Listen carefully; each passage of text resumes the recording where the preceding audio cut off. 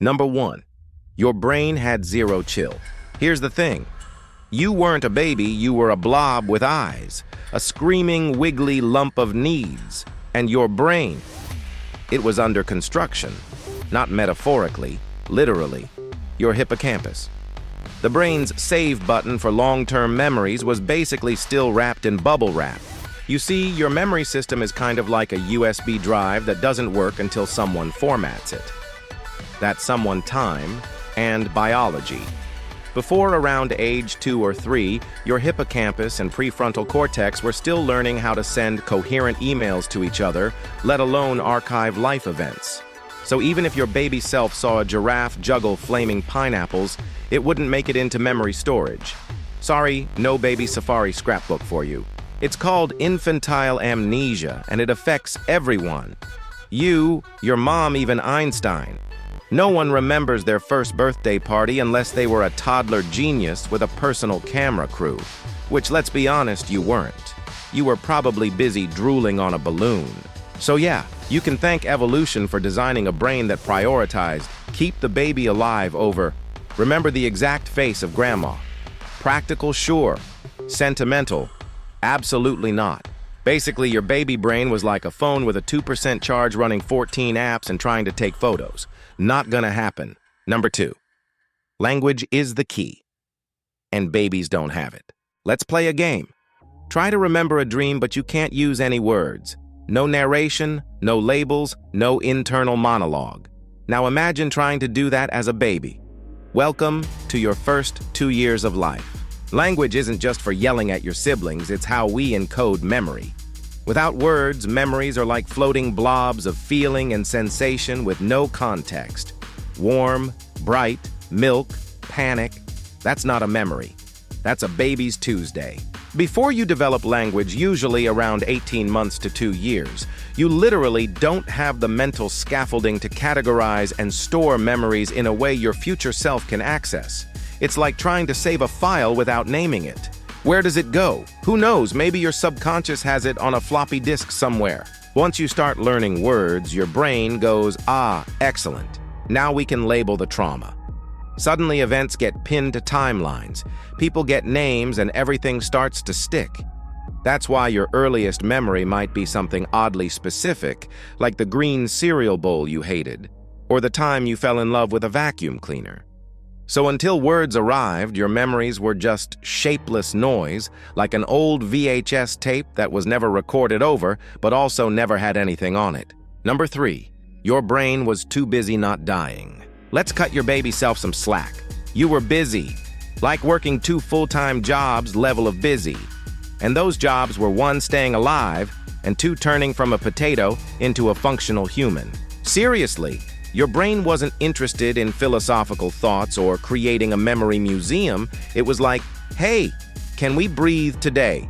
Can we figure out how to use these weird flappy meat sticks called arms? That's where all the processing power went. When your survival system is in overdrive, there's no space left for things like reflective thought. Think of it like your browser having 78 tabs open, all auto-playing video ads, and then expecting it to run Photoshop. Spoiler, it won't. That's what was happening in your brain. Every neuron was screaming, grow, connect, function. So storing memories for future nostalgia. Not a priority. You were still trying to master the whole, not choking on your own spit thing. Even your sleep cycles were chaotic. Babies wake up constantly because their nervous system is still glitching like a new app release. And without REM sleep consistency, your memory consolidation is toast. Not sourdough toast, just mush. So yeah, your brain's motto for year 1 was function, now remember later. Maybe. Number 4, your memories got Thanos snapped. Here's the weird twist. Even if your infant brain did manage to sneak in a few memories, guess what happened later? Puberty happened. And puberty is like that one drunk guest at a house party who decides to rearrange everything and throws out your baby photo albums in the process. As your brain develops, especially during your early teen years, it prunes connections like a minimalist interior designer. It's called synaptic pruning, and it's how your brain clears out underused pathways to make room for adult-level thinking. But in doing so, bye-bye baby memories. Imagine you had a bunch of short films stored on old film reels, but the projector upgrades to digital and throws the reels in the trash. That's your brain. Upgrading the hardware, deleting the files. Efficient, brutal. So even if you did remember that one time your aunt gave you a cookie the size of your head at 18 months, the odds are puberty came in, rolled its eyes, and deleted it with a hormonal delete key. Basically, your brain Marie Kondo'd your early memories out of existence. Did they spark joy? Too late. Number 5. Emotions were on dial-up. Here's something weird. Even though babies can scream like tiny opera singers, their emotional hard drives are running Windows 95. They feel things, sure, but they don't process them the way adults do. That means even highly emotional moments, things that would normally burn into your memory as an adult, just don't stick. You didn't have the emotional framework to turn "I saw a clown and screamed" until I passed out into a life-defining memory. You just moved on, probably straight into a nap. Emotional arousal helps stamp memories into permanence. But babies' emotional systems are kind of like cheap highlighters. Everything is either overly bright or totally blank, and nothing really stands out. Their amygdala, the drama queen of the brain, is active but not great at teamwork yet. And without collaboration from the hippocampus and cortex, strong emotions just result in strong reactions, not long-term memories. So instead of remembering the time your teddy bear fell in the toilet and your soul left your body, your brain just goes, vibe bad. Avoid toilets. That's all, folks. In short, you felt things deeply, but you felt them like a goldfish, loudly, briefly, and without context. Number 6, memory is a drama queen. Want to know something ridiculous? Most of your childhood memories, even the ones you do have, are probably lies. Not because you're a liar, but because memory is basically an improv actor who forgot their script and just keeps making stuff up. Your brain doesn't store memories like a video camera. It stores fragments, impressions, smells, emotions, sounds. Then when you try to remember something, it builds a story out of those bits, like a sleep-deprived puzzle maker. And the earlier the memory, the messier the reconstruction. So when you think you remember crawling under the table at your first birthday and stealing a cupcake, odds are you were told about, it saw a photo, and your brain was like, cool, I'll just invent the rest. Voila. A totally fake memory that feels so real. This gets even worse with infantile amnesia. Since there's no real footage in the vault, your brain fills in the blanks like a gossip columnist at a science fiction convention. Basically, your memory is less honest librarian and more creative novelist who's had too much coffee. Number 7, you didn't know you yet. Okay, here's where it gets trippy. You don't remember being a baby because your baby self didn't even know you were you. Yeah, identity never heard of her. Self-awareness, that magical realization that this meat sack is me, doesn't usually kick in until around 18 to 24 months. That's when you start passing the mirror test. You know, that adorable experiment where toddlers get a smudge on their nose and either touch the mirror or themselves. Before that, you were basically living in third-person mode, a spectator in your own squishy existence, which is kind of like trying to write a diary entry without realizing you're the author.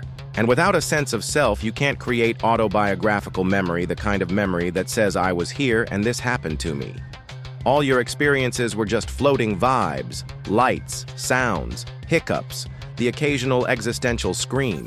So it's not just that your brain was underdeveloped, it's that the concept of you hadn't even clocked in for work yet.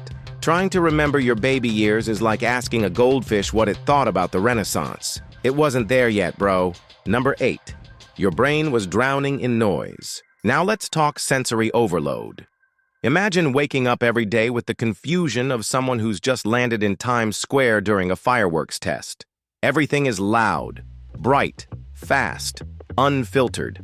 That was your life. Babies don't come equipped with internal spam filters.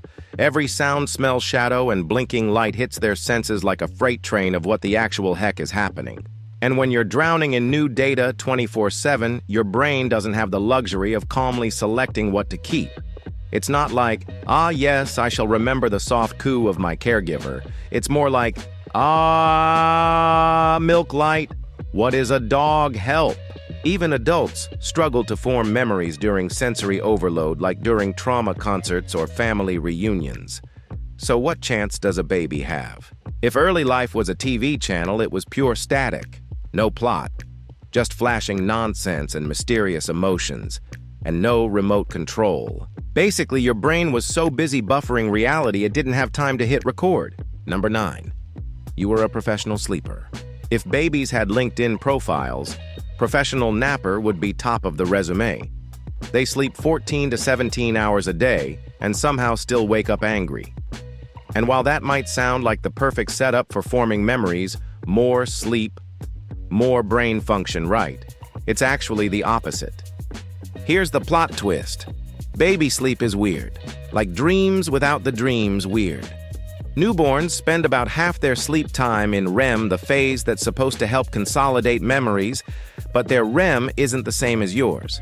It's more chaotic, less structured, and probably filled with psychedelic flashes of ceiling fans and milk bottles. Worse, their sleep is broken into chunks so short and unstable it's like trying to write a novel while someone shakes your chair every 10 minutes. Add to that the fact that babies don't have circadian rhythms until a few months in, meaning their body doesn't even know it's supposed to sleep at night.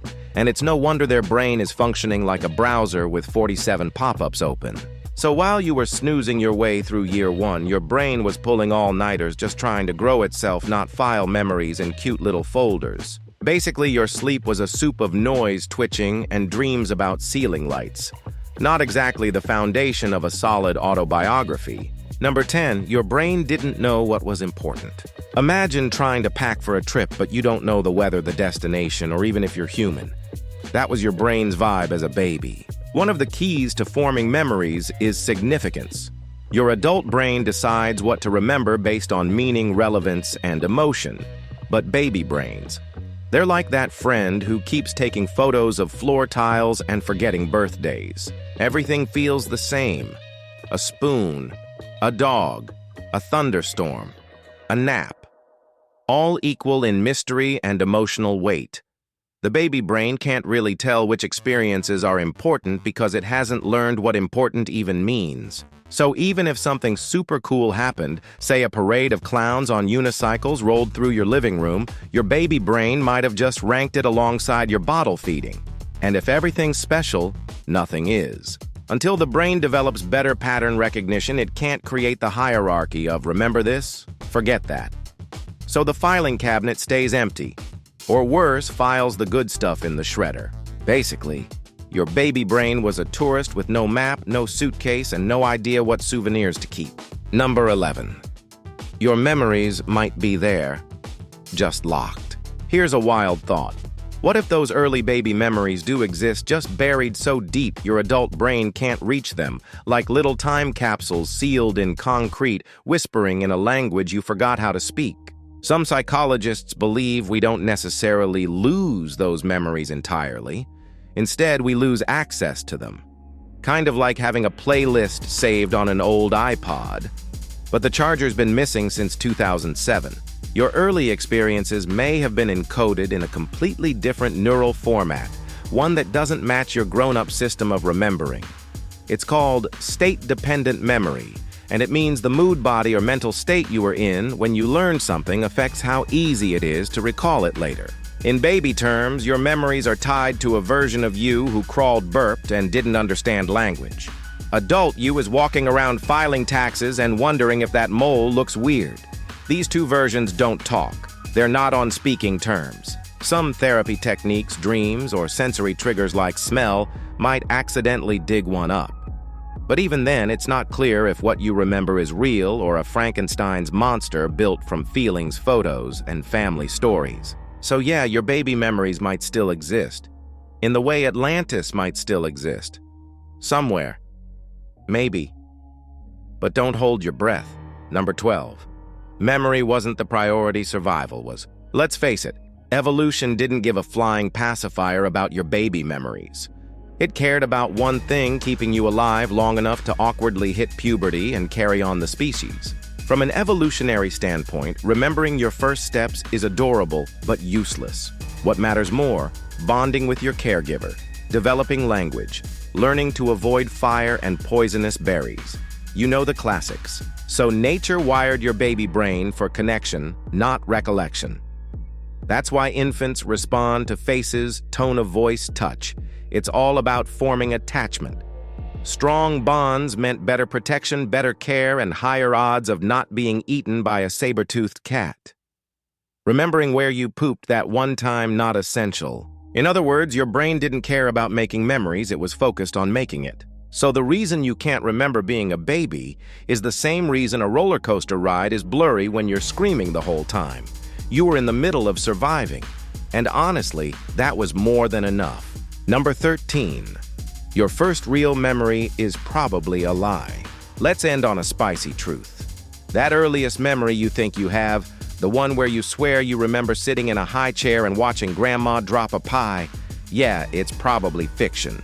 Studies show that many of our first memories actually happened later than we think, usually around age 3 or 4, and we just retroactively convinced ourselves they were earlier. Even worse, some of them are entirely fabricated from family stories, old photos, or dreams you convinced yourself were real. Your brain wants a narrative, a beginning, a "this is how my story started" moment. And when it doesn't have one, it makes one up. Congrats, you're a novelist now. So next time you hear someone brag about remembering their birth or the feeling of the hospital lights, feel free to roll your eyes. That's not a memory. That's a vivid imagination on performance-enhancing drugs. In the end, we all start as tiny, forgetful weirdos, and honestly, that might be for the best. That's all for today. I'll be making similar videos in the future. Subscribe to see them.